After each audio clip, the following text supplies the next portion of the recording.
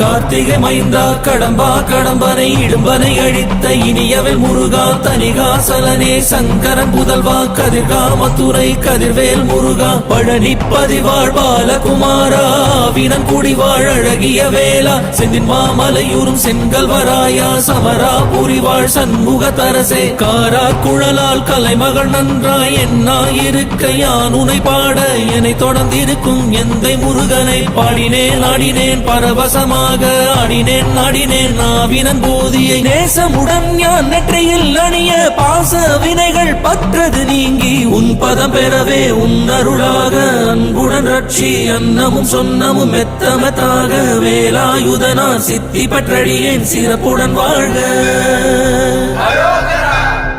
ஓம் சரவண பவாய நமஹ.